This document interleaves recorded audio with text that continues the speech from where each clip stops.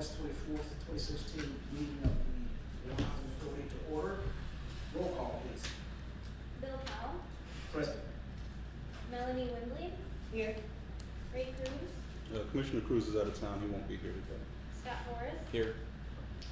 Dave Richard, Here. Mariana Hill, Commissioner Hill is on her way. She's in traffic. and Joe Grissom. Commissioner Grissom is also out of town. Approval of the minutes of the regular meeting, June 22nd, 2016. A motion that we approve minutes. Second. Motion second, any discussions? If not, all in favor? Aye. Opposed?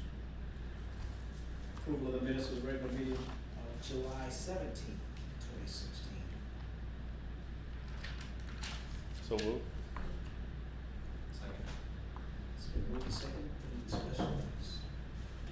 All in favor? Aye. Opposed? Public comments? Mr. Johnson? Yes, that's me. How you doing? I'm a resident at Centennial House, 1630 Plum Street. I'm still having concerns about fire exit door being used. Management's been spoken with about it several times. I don't know the next step, that she speaks with her boss and her boss speaks with her boss, or how that goes, but it's still been a problem. A few violent incidents have happened in the building, and one of my neighbors came to me and let me know that somebody had abused him. He's 77 years old. He also called the police. The police chose not to take the person who abused him to jail, so that's a concern. The residents at 1630 Plum Street need an advocate. We had one at one point in time, and I feel like somebody else should be put in place to do that. It was the Ross program. Me and Mr. Gregory and Maria have spoken about this. I think we need somebody else there, and preferably not on the staff already. I don't know if that makes any sense to you all. Right now, Victoria Croft is the boss coordinator.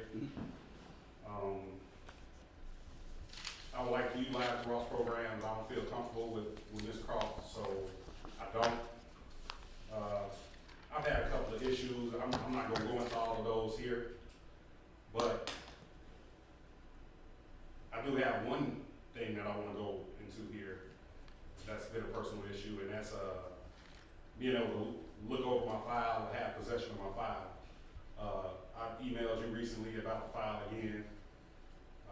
No response. I requested it from Victoria, didn't request it from Maria unless it was verbal request, and then I emailed you about the request. I don't feel it's fair that I should have to ask through an attorney to get a file that you all have on me. And that's what you told me I had to do, right? So I don't think it's right. It doesn't sit well with me, and I'm letting you know right here. I appreciate It that. doesn't sit well with me, you know. And I think there's something shaky about that. It doesn't make any sense to me. Well, you did have the opportunity to. We set up a meeting for you to come review your file, and you didn't come to that meeting. Right. And it's a good reason why I didn't come to that meeting, because in my mind, it was 3 against 1. It was Maria, Victoria, and your attorney. You wanted to view the file. There was no planned discussion. We were just there to allow you to view your file. Yeah. But I requested it prior to that, so I wouldn't have to sit in front of Victoria, because we don't get along. That's the policy. I mean, the policy is you have to. We'll set up a meeting for people to come and see the file. We don't deliver the file to residents. Well, I didn't ask anybody to deliver anything. I just requested a copy of the file via mail or email. That's not delivery. Like I said, Mr. Jones, we gave you the opportunity to view the file. You didn't come. I didn't come, because my attorney said, don't sit in front of this lady who's trying to evict you. If you wanna put it out there, she's trying to evict you, she's already showing you her attention, don't sit in front of her, because there could be no good coming out of it. I understand that, but that's the policy. We gave you the opportunity. You didn't. Well, could you show me where that's a policy at? Sure.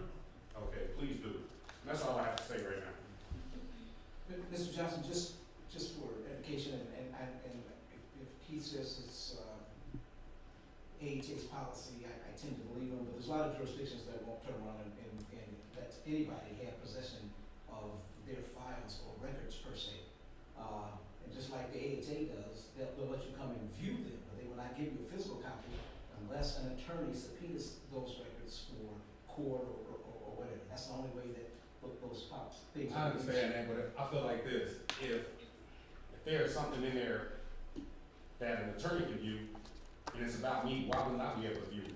Now, he said he gave me an opportunity, but again, I felt like the chips were stacked against me. Right. And through advisement of my attorney, I shouldn't be sitting in front of this lady because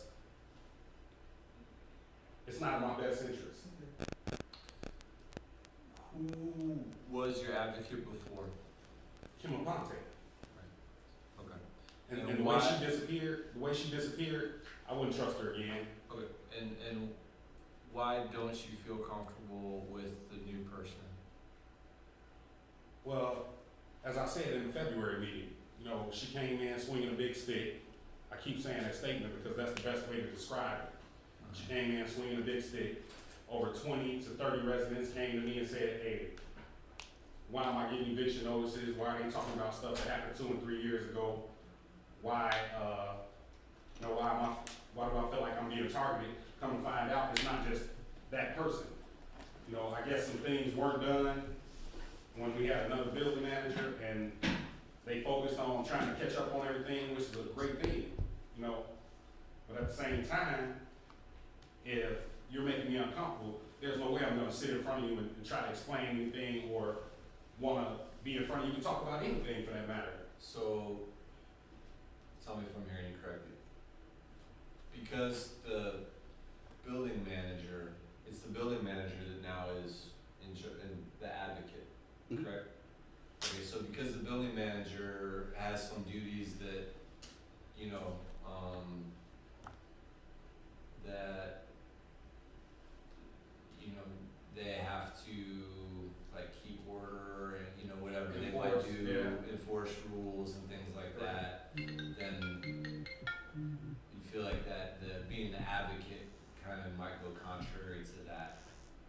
Correct. Is that right? Yeah, that's exactly what it is. And then it's There's a whole lot some- more, it's a whole lot more personal information that goes into this Ross program than, you know, well, the housing authority already has that information, you know, but social security, life, Okay, so all those other things. There also might be some things that you might share with an advocate that you don't feel comfortable sharing with the property manager. Exactly. That's exactly what it is. Nothing more, nothing less, cut and dry, that's what it is. Especially if I'm feeling some type of way about the person I'm supposed to be talking to anyway. I mentioned it in February, I was getting eviction notices. Me and Keith talked about that. You know, I was wrong for the way I did what I did, but at the same time, that should have been left where it was. So a building manager that's giving you an eviction notice, not necessarily someone you wanna go to to provide. Exactly. Well, I'm currently fighting another eviction right now, so. Okay. Thank you, Mr. Johnson. Let's move on to review of financial reports. So for the month of July, Housing Day had a pretty good month, $51,000 net profit. It puts us at a year-to-date net profit of around $319,000. So we're well ahead of where we expected to be at this point in time in the year. Most of that is just due to some of the operational changes that we've made, but a lot of it, we did have, big decrease in our insurance costs when we changed providers, so that helped a lot in this area. If you look at the two programs, the public housing program had a $63,000 net profit, and the Section 8 program had a $13,000 net loss, which again, when you look at that, it's essentially break even. Most of that loss in the Section 8 program this time was just due to some stuff that happened. We had a few clients we had to pay that we didn't receive payment for at that point in time. So the payments came in August. They'll be reflected in the August financials. Year to date in those two programs, you have a $363,000 net profit and a $63,000 net loss. And again, when you're looking at the size of the Section 8 program, you're talking about a $15-16 million program running at a $63,000 net loss. I think that's, I consider that to be an acceptable area to be in there. Were there any other questions about the financials? Any questions about the list of bills? There are none, we'll move on to departmental reports. All right. So our CMF scores came in, and as things go, these are pretty good. Sue gave us a little gift on the way out the door. Gave us a perfect 100%. So we are a high-performing CMF or high-performing Section 8 housing authority. So that's always huge for an agency that is as heavily Section 8 as we are. To be able to say that we're a high-performing agency in that category is phenomenal. So. You guys good? Yes. Okay.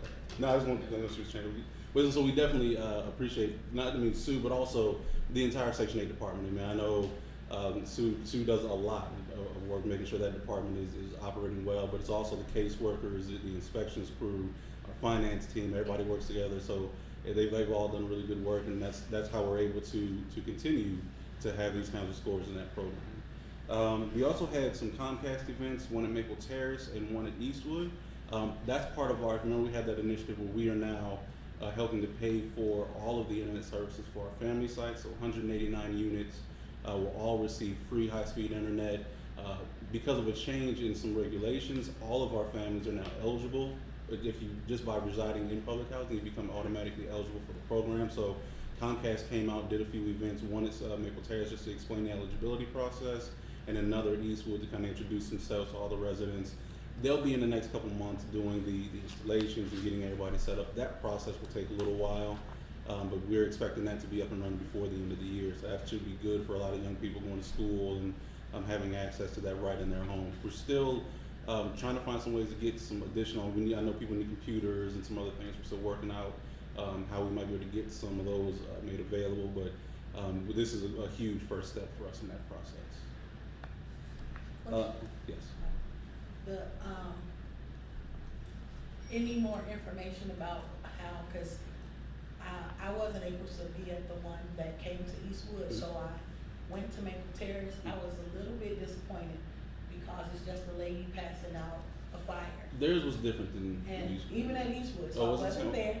I put all my residents over there on notice. I said, go to this event and let me know if this is an event. Or someone just sitting, I should have brought the flyer, sitting there at a table saying, here's the flyer. And that was it. So I asked a few and they called me right away. It was like 4:17. And I was like, I'm just kind of let you know what you said happened at Maple Terrace happened over here. And one resident beforehand, she said, an event, and to me an event is an event, not someone sitting just passing out a flyer. So like some other things gonna be happening, actually signing people up or setting appointments. Another tenant said that, like even before, she was like, I'm thinking they coming to actually do something. And nothing happened, even at the Eastwood one. They just passed out a flyer saying, hey, Comcast Internet Essentials, which we kind of had when it first came out. We had a few years ago, the door hanger put on our door, because that's how I got it almost 2 years ago. And so I was like, okay, this is not an event. And then I remember also in our meeting, in our board meeting, that it was gonna be something tied into possibly back to school and something else, like an actual event. So I was disappointed at both events when nothing happened, but a flyer being given to the tenants. No sign up of nothing, no taking down of any tenants' information. And so I was like, it's not an event. School supplies there? Nothing. There were, now I'm talking to Maria because they told us they were going to deliver school supplies. Maria and Victoria were there at Victoria was there at the Eastwood one, and I know Stephanie Enriquez was at the Maple Terrace. So I'll find out. Yeah, it was nothing. We were told that there were going to be supplies. Only thing they had was, they had a nice table layout with the flyer, a Comcast bag, you know, those reusable bags, shopping bags, and a pen, a red, so the bags were red and the pen, one, you know, you can take a pen. Comcast red and white pen, that was it. Back to school supplies. Yeah, I know that's what they're going to say. Like, oh, we gave us. Yeah, I'm like, you know. But that's what they, I don't even think, I'm not sure if that's what they had at the Eastwood. I know that's the only thing they had at. But just, it wasn't like, okay, here, take it. You know what I mean? It was just on the table. So who's in charge, like, who's the person in charge of contacting Comcast and making sure we know, like, what's gonna be there and all that?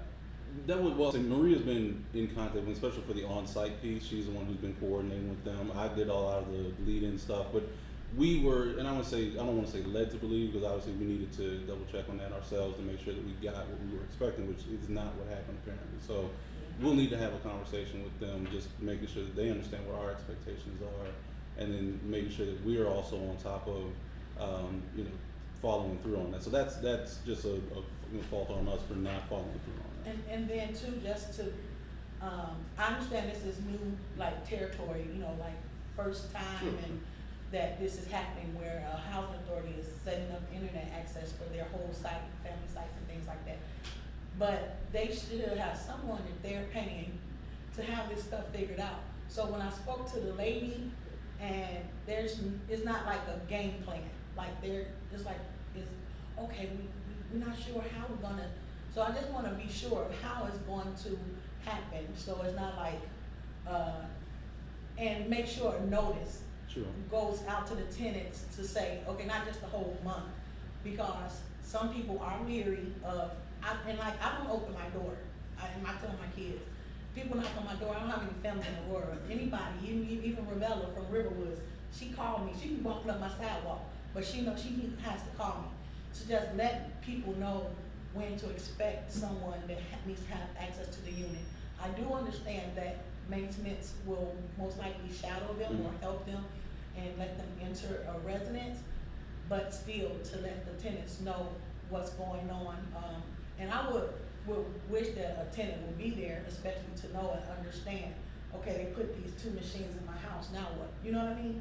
It's different from when the air conditioner units were put in and installed. This is now a modem and a Wi-Fi router.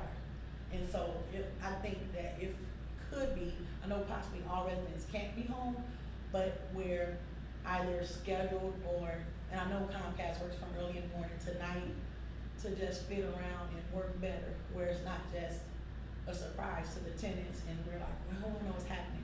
And then the last thing is, since I already have Comcast Essentials, and I don't think they even know, because they're not sure how everything's gonna go and how, this was the big question. Since it's not like a Wi-Fi hotspot for the entire community and everyone's logging on to the same thing, it's gonna be separate units in each. Did you guys discuss yet if each unit would be, you know how the equipment is registered to that resident, and so my name, you know what I mean? Or will it be, that modem and that Wi-Fi router just goes with that apartment? So who's responsible for it? So even though it's free for like the Eastwood residents, will it be attached to a name? Main thing I was thinking about was security. Even I do online banking.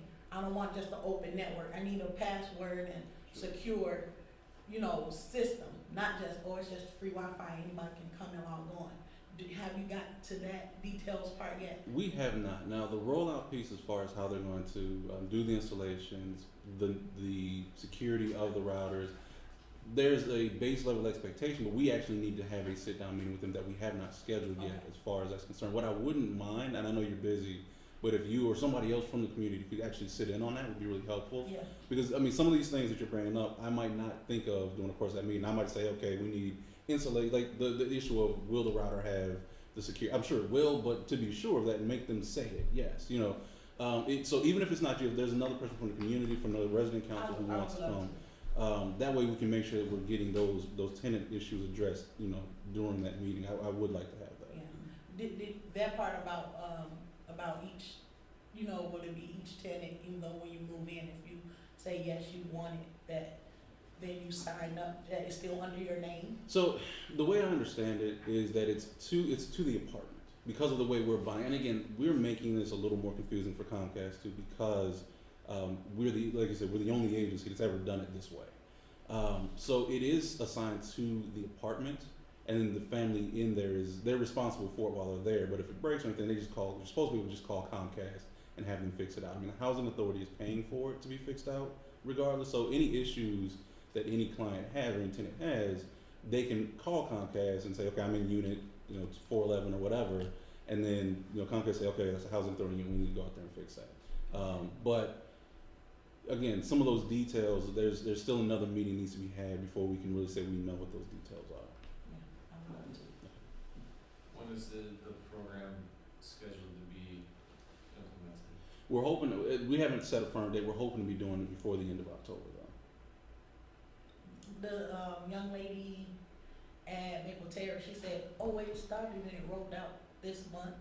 And so I was asking her, like, okay, so with me, I will happily, continue paying for it until it's set up or whatever, figured out. But she was like, well, ask housing. So she's telling me to ask housing, like, so ask them how they want to get it switched over where it's, paid for, because I still have every, thing set up already. And then, of course, housing don't know, and I'm feeling that it's on Comcast to figure it out. It should be. I mean, the reason we went with this program is because they presented this program. And had we done this on a more individual basis where each individual went out, then that would be their normal transaction. Mm-hmm. They're trying to figure out, I mean, even the contract that we signed that got them there was a first contract. It took them forever to do that. So they're going to put it on us. We're going to put it back on them. But at the end of the day, you're right. They are the ones who need to be responsible for getting this done, getting this transition. All of those things really need to fall on them. Yeah. Okay, thank you. I think I have one more. Oh, and Sue. As you all know, Sue's been with the Housing Authority for more than 10 years now, right? 10 years. 10 years. This And as of Friday, she's going to be leaving us. She's going off into that land of retirement that I hope to one day get to. So we just appreciate all of Sue's hard work. Like I said, I mean, if you look at just the things that we could think of to write, I mean, Sue's list of accomplishments for the Section 8 department, it's endless. I mean, we've had a high-performing Section 8 agency 5 out of the last 6 years, and the only year we didn't have a high-performing agency was because we expanded by 57%.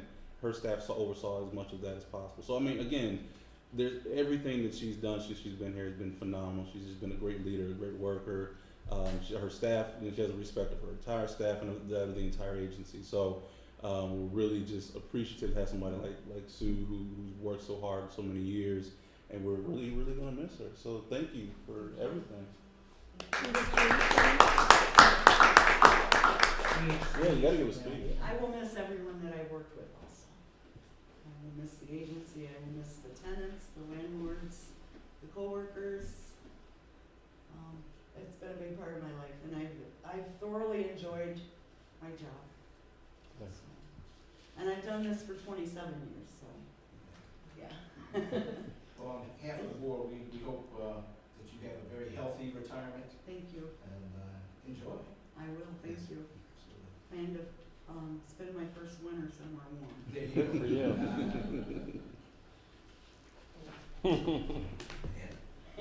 We do have, as you all remember, in July, we had the scholarship gala, our second scholarship gala. It was a very, very good event. We gave away over $17,000 in scholarships to 3 young people who are going to go on, I'm sure, to do amazing things. You know, we've had great success with our previous scholarship recipients. I think this year's group will be just as good. So we do have video we got back just recently from the events. It's a lot shorter this year. Last year was a little long, so this one's much shorter.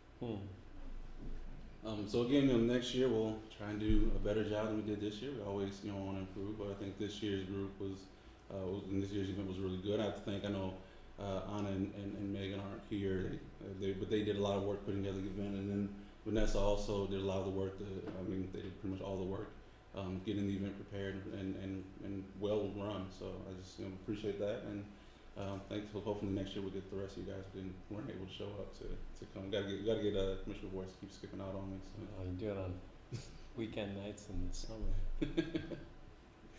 Are there any other questions for me?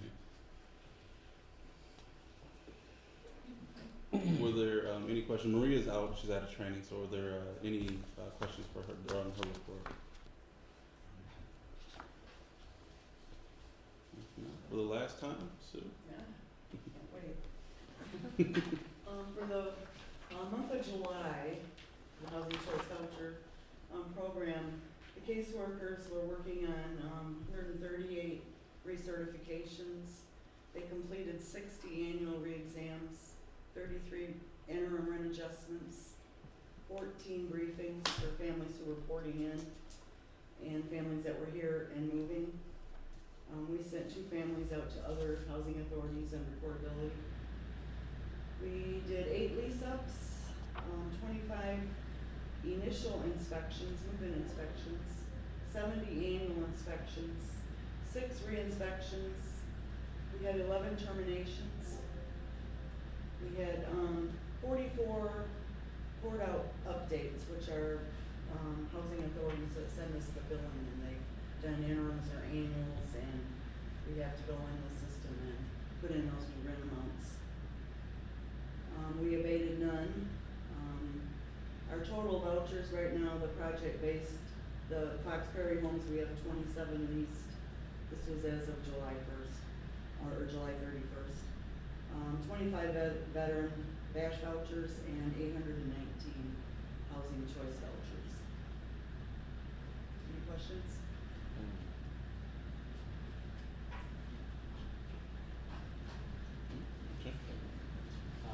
We're still working with the city, and as I indicated last time, that it's going really well, and a lot has to do, especially with our resident cooperation, and also a lot of the preventive maintenance that we've been doing. So a lot of our sites, a lot of our buildings, units and stuff had very little, and a lot of them had none. So that's it's a real reflection of staff and residents.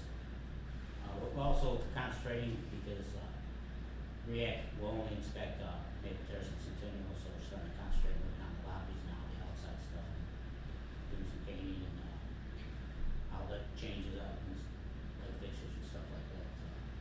Over at Eastwood, we're getting the center ready. We've got some new furniture we're putting together, rearranging, just getting it all cleaned up. And then over at Southland, we had to make some repairs on the playground over there and put up some swings and stuff. We also got a cooling system, AC and heating over at our warehouse. Before it was kind of it's been real outdated and stuff, and it'll help for our material and supplies to keep better working. Food pantry came out again, and again with the cooperation of staff. It's not just maintenance, but also office staff came out. And, we just sit there and whatever we need to do, set up tables or stuff, and we actually hand out things and unpack things. That's about it. Any questions for Jim? I guess possibly not for Jim, but just more about the Eastwood Center. The furniture is beautiful. I haven't been in there since the furniture was just in there, and the old furniture was still in there. So I left out right when the hard work was about to start, removing the old furniture. I opened the computers. There are 9 good working computers. They are Wi-Fi capable. I know right now you only have 4 stations, enough for 4 to be set up. I just wanted to be sure will all 9 stay at the Eastwood Center, and would I know that Maria mentioned that you can just, you know, order some more computer desks. Mhm. Did you have more discussions regarding the computers and getting Wi-Fi, back in the center like it used to be? And also, especially with, we're gonna be, you know, Comcast is in the area anyway, and also getting back cause all of the printing used to be done wirelessly through, Wi-Fi. Mhm. It was just one printer, but all of the computers went to that one printer. To have that set back up with a with a printer that has toner and that's working, and, possibly getting that set back up. I don't know if Ms. Ravella had a chance to have a meeting, but she was saying something about possibly her even having hours, cause I used to be over there years ago for access for tenants. So it's great that we'll have, you know, the free internet, but for printing, some residents will do their homework or resumes or fill out, things online, that they can't do on their smartphone or other devices that they may have. So will the center still be a place where they can go and possibly print something that they need? And things, has that been worked out yet? We haven't really figured it out exactly. No, there will be computer. I mean, we know we're going to have the 4 computers. The additional computers, we're trying to figure out how to lay them out, how to get them in a room, and whether or not we need to use those to give to residents who might not be able to get their own computer, or whether we want to leave them in the center, and how we want to deal with those. And depending on the age of them, you know, how much longer their useful life is. So They're pretty good. Ms. Ravella, just let me know as well that they are running Windows 10. Yep. She said that, cause they're fine, nothing's wrong with them. They just need, you know how when you turn it on, they self-update? Sure, That's it, but she said that she personally went and updated each one, all but one was able to update. The one that was in cabinet number 11, for some reason, keeps saying not enough memory space to update. But so they're running, effectively and efficiently, up to date with the programs. So I just didn't wanna make sure they didn't get rid of. No, or yeah, we anything. didn't ever. I don't think we intended to get rid of them. We just Okay. wanted. I mean, our biggest thing was, you know, what's the best use for them, more so. As far as a printer, the only issue that we've ever had with putting printers in the centers, we haven't done it in any other center other than Eastwood, was just the use of paper and toner. I mean, those things, the prices of those things add up. Yeah. After a while, you've got an entire community and they print there, and then you're buying toner once a month, and it's $300 a month in toner and paper. We've had, I know, at some other sites, we've had people donate paper, donate toner, donate a printer. We'll have to figure out, you know, how to manage that. Ideally, yes, we want that. It's just a question of whether or not we can actually, you know, pay to do it, or does it become too much of an expense for us? But yeah, I certainly would want to do that. I'm certain, I'm not saying certain, but I'd like to believe that there's a way that we can do it. I mean, it doesn't break us and doesn't make it a big burden for the residents either. We'll just have to tell Rebecca to print one and then go get copies. Cause that's the main printing way. Sure, We take sure. programs for the residents, but it would be via Riverwoods. Mhm. That was mainly. Mm. And then also, once the center is done, will we still have a big, like, revealing? We'll have an grand actual event, yes. Really? We will have an event, yeah. Thank you. Been waiting on this since December. I know it's taken a little while. You know, we needed the capital money to come in, and we finally came in, and then we were picking up some pieces of some other stuff, and finally got in there to get the furniture in. So we're excited about it too. We want to get it done and be able to show it So the off. other board members can come by and everything. Absolutely. Are there any other questions? Sue, her last day is Friday, Yes. pardon? Yes. Yeah, no, we are. We are, No, of we have course to we work are. all day. Yeah, no getting out of work. No, we're actually having a little going away thing on Friday. So I think we'll start around lunchtime. If you guys want to come by, absolutely. And then the Aurora Police Department one, that got moved, right? It did. We weren't. They had some conflicts. There just really wasn't a large number of them that could come at that particular time. So we're trying to find another day Okay. that works for everybody.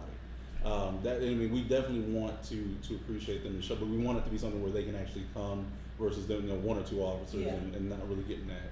How many COP officers do we have that canvas our locations? I think it kind of depends. I mean, you include scattered sites, but the base locations is about 8. But they fluctuate. I mean, sometimes you have some additional people in and out of there. But again, we just want to be able to really kind of Are they think- mostly all second shift? I know, I think Officer Peterson is. Yeah, I honestly I don't think, know. I think think they all, well, of course, they all work second shift, Yeah. they can flex their hours, depending Yeah. on what's going on in the evenings. So you'll see when Yeah, they can get yeah, together. we- Let Yeah. us know, please, let me know. yeah, absolutely, absolutely. It tries to. So I just have a question for Sue. Oh, sorry. Just kind of on your way out with 37 years of experience. 27. 27, I'm not sorry. that old. Any words of wisdom for the board? Any thoughts as you're leaving? Any concerns?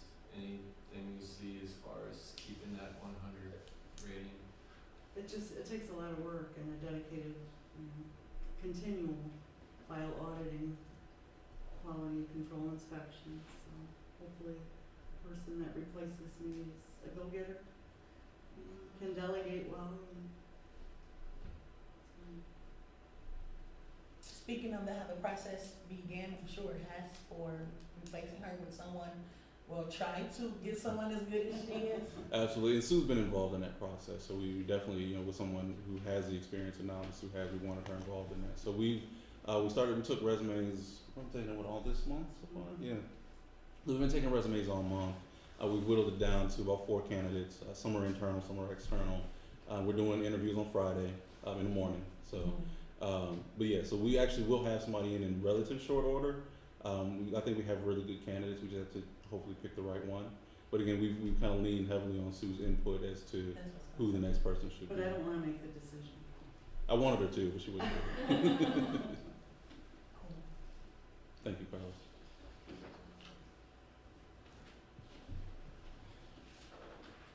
All right, it's on old business, A, resolution 16-07, approval of intergovernmental agreement between the Aurora Housing Authority and the DuPage County Housing Authority. So resolution 1607, we do this every year. Basically, there is a tax incentive for landlords who own properties in DuPage County, in DuPage County, who rent them on the Section 8 program. Because we have a portion of the city of Aurora that is in DuPage County, those landlords are part of our Section 8 program, not DuPage County Section 8 program. So in order for them to benefit from this program, we actually have to enter into this agreement with the DuPage County Housing Authority. Basically, it's an agreement saying that we agree that they're going to administer a program that gives a tax incentive through DuPage County to landlords who are in Aurora, but also in DuPage County. I'm sorry. What's the tax incentive? Honestly, I'm not that familiar with it, to be completely honest. I know it is somewhat of a discount, basically, on your property tax. I think it's 11% off the real estate tax, I believe, because those landlords have to reduce the rents to make them apply to our payment standards. That's why they have this, because they could probably get more rent in the private market, but because of the subsidy and the fair market rents and the payment standards, they have to reduce them, so they offer this incentive for those landlords. They have to be in certain areas, and some of them are, we have some actually that are in Will County too, so they would qualify, some in Kendall qualify, and they changed it around a little bit last year. So actually some even in Kane would qualify. See, this is what we have, Sue. We need Sue. But they do all the work, that's the best part. All right, need a motion? I motion that we pass resolution 1607. Second. A motion second, any discussions? What happens if we don't pass this? Then the landlords who currently receive the benefit will no longer receive it. And future landlords wouldn't be able to until we approve it. So does the fact that we're giving them the discount on taxes, that decreases the tax base in the city as a whole, and therefore other people have to pay more taxes to make up for that? I mean, in theory, I suppose you could look at it that way, yes. It's an incentive to provide quality, affordable housing, though, too, which housing we wouldn't be able to access otherwise. When we talk about the opportunity areas, these are prime opportunity areas, and we wouldn't I think like Sue mentioned, the rents in those areas far exceed what we're able to pay, so families wouldn't be able to access affordable housing there. I don't think it involves too awfully many anyway. I think the list we send them is over 500 names, and when they get it down, I think last year there was like 30 that actually qualified, so.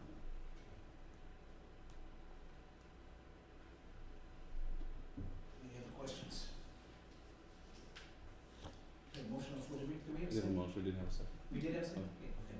Put a motion second. All in favor? Aye. Opposed? Yeah, nay.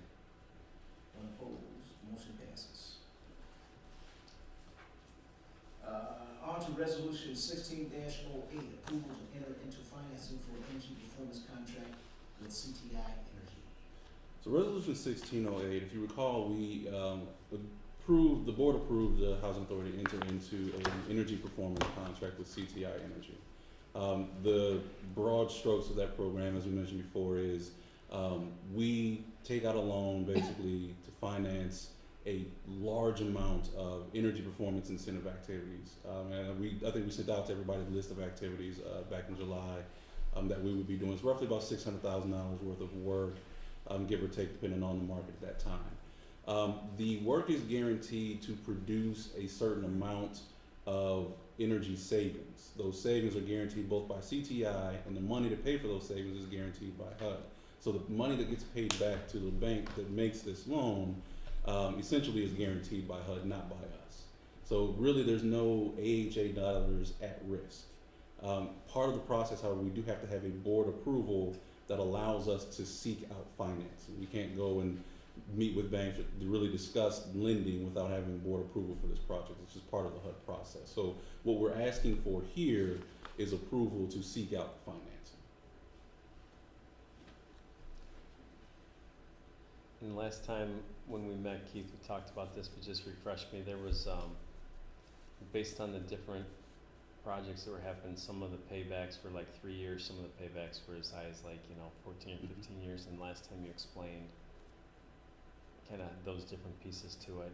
Can you do that again for me? Sure. So there's a variety of items in there. Some of them are simple, changing over to LED light bulbs. Others are changing over our toilets. If you remember, some of the work we've done over the last few years, we did a lot of this work when we had when the state was providing the University of Illinois, through the University of Illinois, the energy grant. That grant went away when the state got into its funding issues. So what we have are some items that either we're not doing a whole lot of work agency-wide, or they do make a huge impact in the amount of energy you spend. For example, we have some toilets that are 20 years old, 15 years old. They're almost 2-3 gallon per flush. The newest toilets are 0.8 gallons per flush. So when you look at that difference, the payback on it is very short, because all of a sudden you're saving all this money on the water bills. Versus an LED light bulb where we were already using maybe a CFL, and the differences in the two isn't really that much, but it is a savings where that's going to take a little bit longer to pay back. What happens is the items that pay back sooner help to pay back the items that take longer to pay back. So the average payback, I think, is somewhere in the area of 10 years. But again, when you do the loan, it's going to stretch out to about 15 to 18 years. It's just that HUD only allows certain fixed loan time periods, but they just vary depending on the activity. I said some items. Another variance is that some items we don't really need to do a lot of. For example, LED light bulbs, we did a lot of LED light bulbs agency-wide. There are really very few places that we haven't finished that work, versus the toilets where there might be a lot more toilets that need done. So it's both the change in consumption and the amount of work that still needs to be done. Okay, so we go out and take out a loan for how much? I don't have final numbers, but probably around $600,000-700,000. Alright. So, and then we start paying back on that loan right away? Once the work is complete. How long would the term be for the loan? The term for the loan will probably be about 15 years.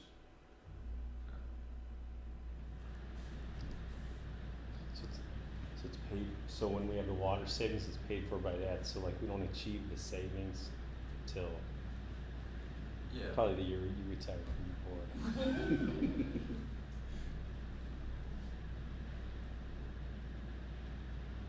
Okay, so we go and purchase this new flusher toilet thing that's gonna save money, but that thing's gonna break in 5 or 10 years. Everything's fully warranted. I mean, I don't say anything new. Even when we buy things operationally, we warranty them. So toilets, not toilets. So every toilet that you buy. Right, maybe not toilets, but big. bigger appliances, right? Like what? So when we do furnaces, those are warranted for 20 years. When we do Furnace is warranted for 20 years. our furnaces So we are, never pay for a new furnace. yeah. We got some of those with money, with energy efficiency money, and all those new furnaces, all the scale sites, they have brand new air conditioners and furnaces, and, when you register online, you can, they give you a warranty on those furnaces. So the contractor installed that, and they rolled out for us, to the state and everything. Okay. So they. So, for how long is the warranty for? I think for those are 10 years. The 10 ones we got 10 years. Okay. So, let's say you get a furnace and it's warranty for 10 years, but the payback isn't even for 15 years, and then in year 12, the furnace goes out. We didn't even achieve the savings by the time we need to get a new one, and we don't have the money anymore to buy the good one, so we just buy the regular one again. Well, our money's, excuse me, our money's not at risk. Because remember, the loan is being paid back by HUD essentially. HUD guarantees the loan, not us. So basically what happens is they look at our savings, they say, okay, you're gonna save X number of dollars on your energy bill. They either cut a check directly to the lender, or they cut a check to us that we then give to the lender. The real issue here is that HUD is basically pushing a green initiative, and this is their way of getting it done. Yeah, but I guess, like, who wins? It seems like the only person that's winning is the person that's putting in the furnace. It depends, I guess, I mean, we win in the sense that our bills go down. So we're not paying, right now, for example, our water bills range between $8,000 and $14,000. With savings, they could be down to $10,000. Right, but the savings is what's paying back the loan HUD's what's paying back the loan. from the savings that we're gaining. True, but you have to remember, right now, if we don't get the savings, we pay the bill. If we get the savings on our own without doing it this way, HUD takes the savings from us. That's the difference there. When we have the way HUD pays us is basically they're reimbursing us for our expenses. They give us, for example, they determine that it takes $500 per unit to pay for everything related to that unit, hypothetically. If we save money on our utilities and we report now we're only paying $400, they're only going to give us $400. In this scenario, they still give us the $500, and we don't have to pay for the upgrades to our efficiencies. Right, but that $100 difference that's what is the loan's being paid back with. No, see, HUD is paying the loan back. HUD will cut us a check or cut the lender a check. We get to keep the savings. That's our benefit. That's the benefit to us. Plus, we get brand new equipment, which is good for our residents. So don't get me wrong. We're not going to make millions of dollars doing this. No, the biggest benefit to us is new equipment. But then, 10, 15 years down the line, We get we're new also equipment anyway. I mean, HUD ultimately is paying for the new equipment also. yeah, but we wouldn't get the new equipment otherwise. There's no way that we'd be able to pay $600,000 for this stuff, and we would have to spread it out for 25 years. Our capital fund is $1 million a year. There's just not a way for us to do this and maintain the units at the same time. Yeah, but in our budget, without this, we still have to replace stuff when it breaks. I mean, we still are replacing things. We're replacing, but we would replace everything at a much slower rate. In this case, we're going to do the entire agency in 1 year versus us doing all of these pieces as they break. So if a toilet breaks now, yes, we'll replace it with a more efficient toilet, but that's one versus 300 of them. So we're getting, an efficiency of scale here.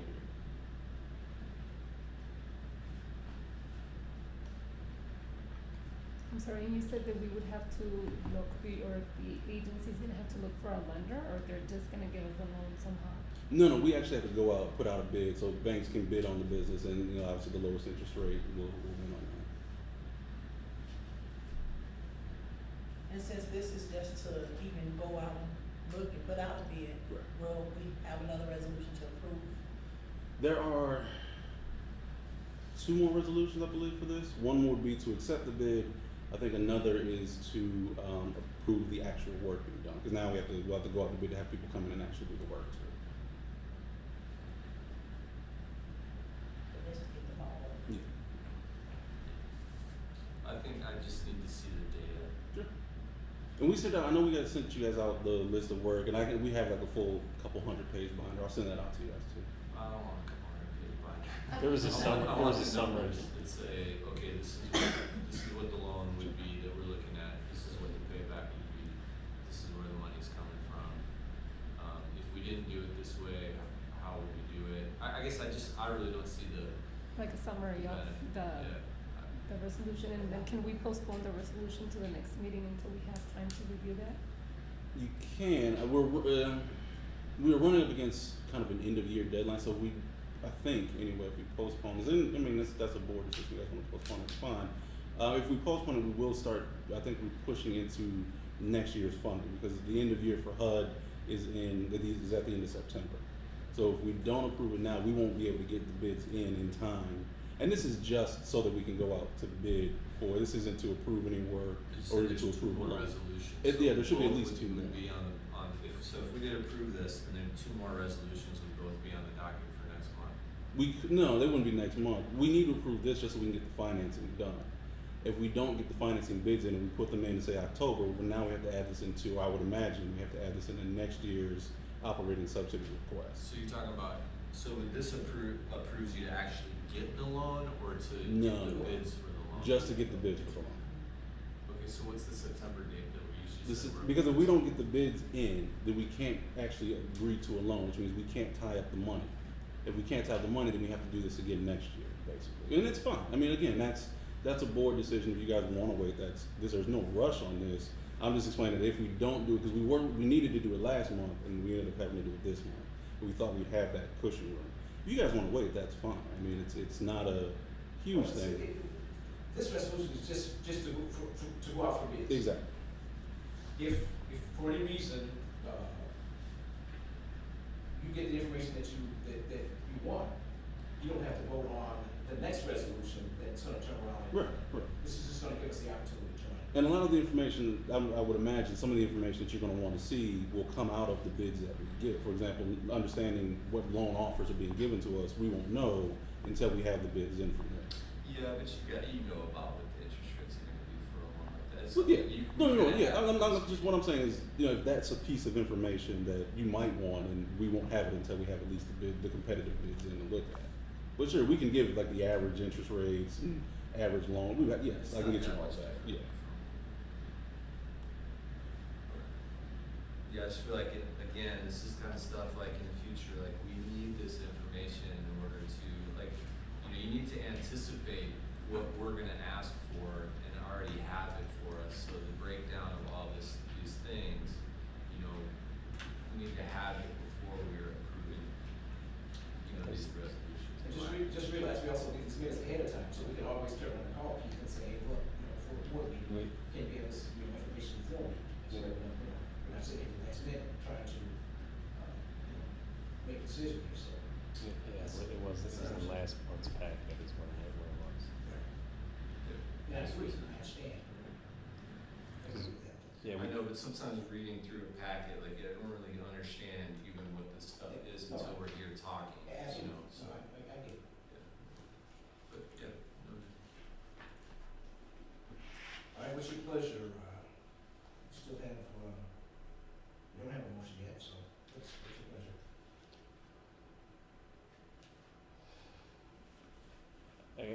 Without creating too much controversy, I mean, so last month, because we had a lot of dialogue on it last month, and the dialogue was about like, what if something's a 12-year payback, why, you never do something in your own house that is 12-year payback, and then that's when Keith kind of went into the details of, why, I mean, you can choose not to do it, but, it's a program that another housing authority is gonna utilize, and our residents won't benefit from that, it's not to, yeah, I know what I just don't see the benefit. I mean, a toilet that flushes less water is not really gonna benefit a resident. I think, Flushes. right. Who's it benefit? I think one of the Doesn't benefits, benefit anybody. I think one of the benefits we're getting is we're changing all of the toilets out in one big school. We do get some benefits from the less water being used, but don't we also get a benefit that when a toilet breaks, we're not using the manpower and stuff, willy-nilly going out and repairing those toilets.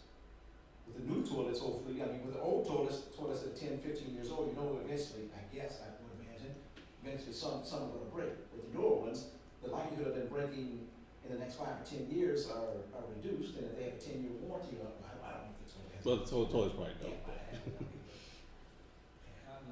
One of the things is like you mentioned it, when we replaced like all the refrigerators, we did save a lot of our labor.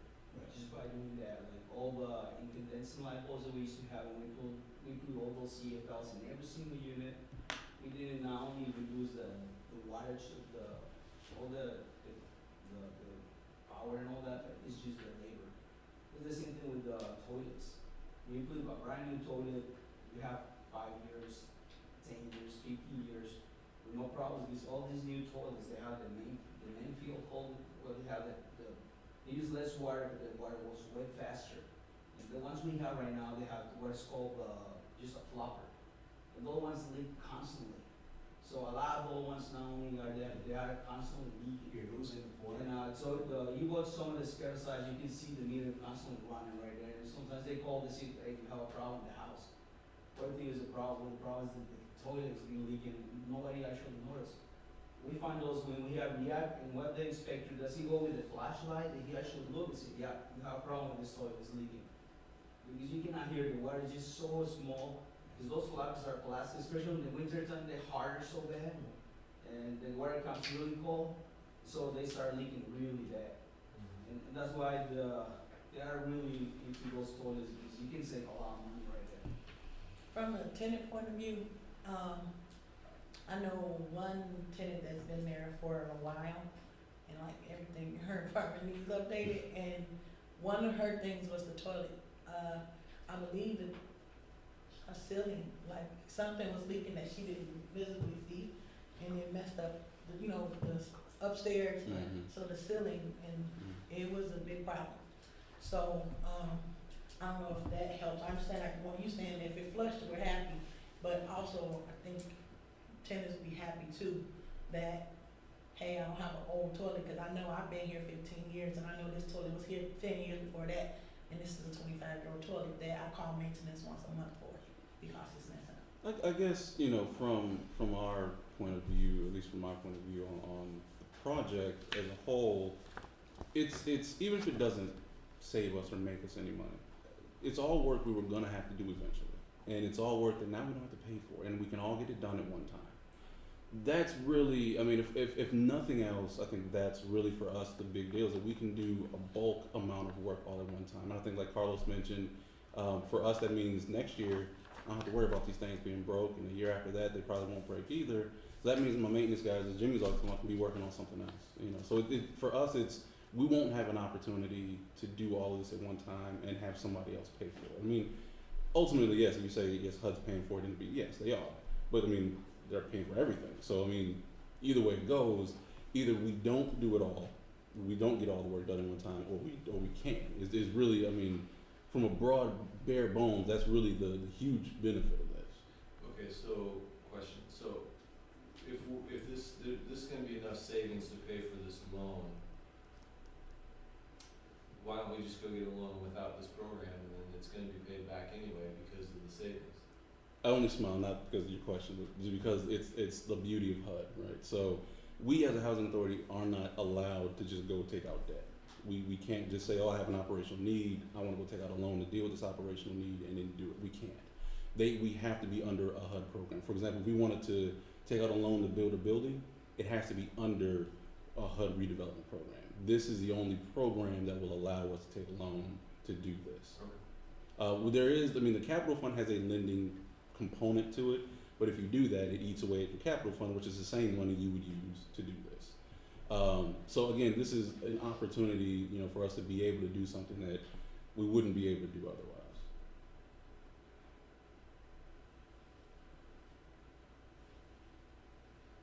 So you guys feel comfortable doing this proposal just for there was a resolution for a bid? Yeah, I'll make a motion to approve resolution 16-08. I second. So motion seconded, any other discussions? Seeing none, all in favor? Aye. Aye. Opposed? Motion passes.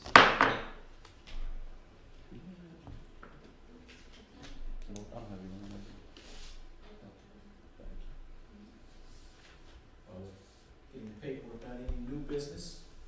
There is nothing, we didn't really, had we had a forum last meeting, we wouldn't have had anything actually for the agenda for this meeting.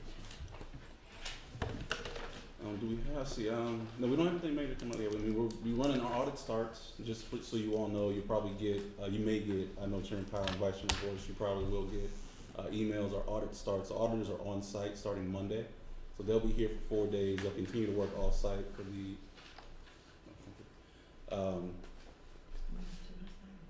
Yeah, you just passed one. Yeah. You need the can you other go, one. this is Oh, it. this is a different one? That's the second one. Oh, So the auditors will be on site. They may ask questions. I know generally they do like a fraud questionnaire.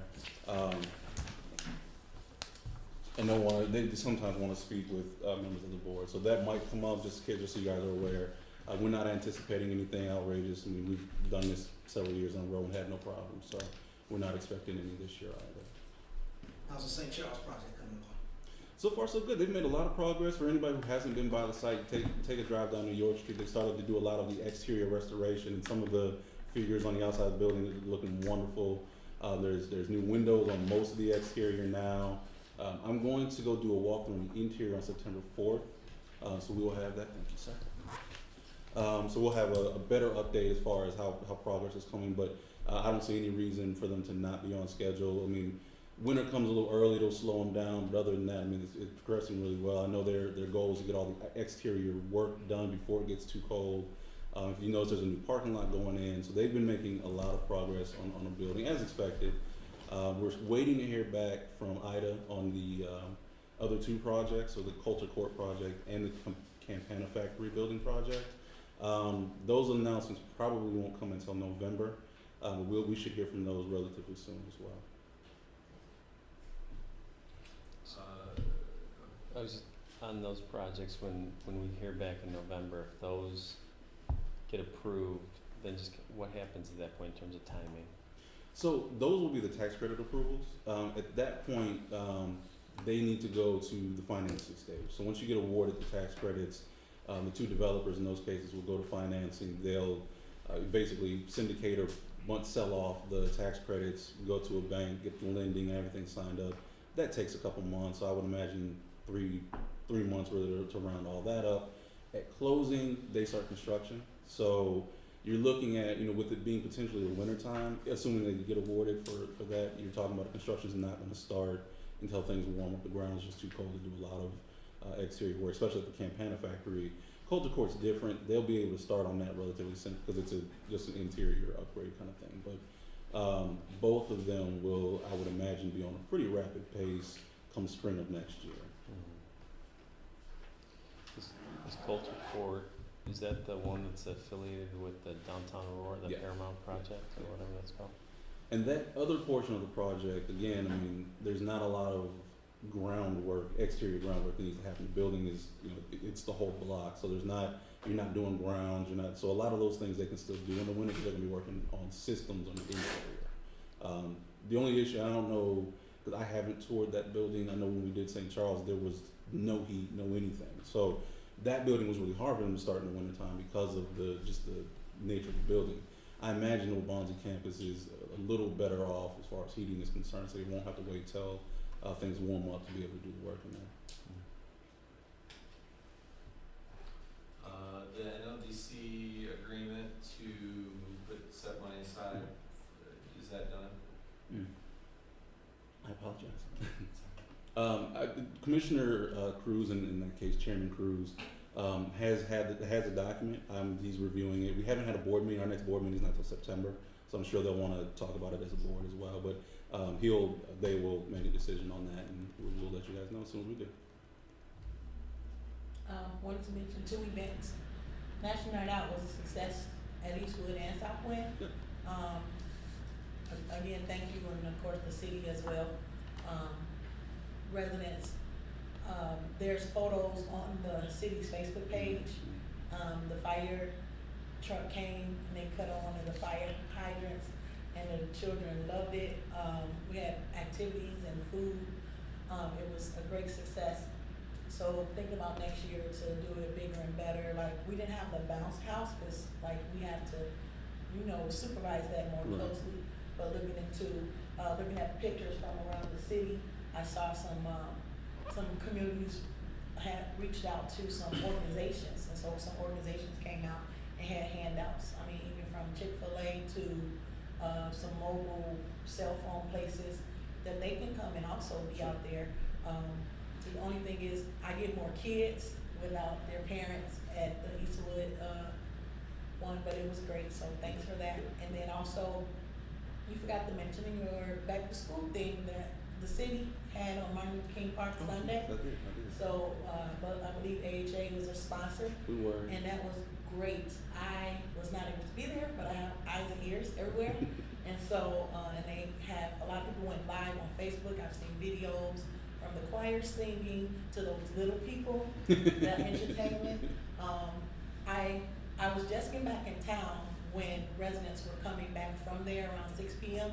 And so I saw them getting down, and so I asked like, hey, and they had nice backpacks. Yeah. And I said, you have everything you need? Like, yeah. So one place they got a backpack, another, like, Main Baptist, whoever gave out the school supplies in a plastic bag. And they said it was a great event, looked like it was packed. And It was, yeah. big. I talked to some business people that were there, like a chiropractor and other people that were there. So from both sides, from the residents of Aurora and also the organizations that were there in support, also the salon services of, one of, the hair for the girls and the boys. I mean, everything looked beautiful. And, so thank AJ and let you know that that was a great event as well. Yeah, Alden Burns and then her team always put on a great event. We're always really, really excited. We know a lot of our residents could benefit from that. So I was there for a while. I know Chairman Powell saw you there as well. It was a good time, and I think a lot of the kids got a lot out of it, and the parents as well. So it was good. I found my pen and Internet Essentials paper. There's your school supply right there. It is. Okay. All right, if there's nothing else, I'll entertain a motion to adjourn. Motion to adjourn? The motion is second. Any questions? That's it. All right.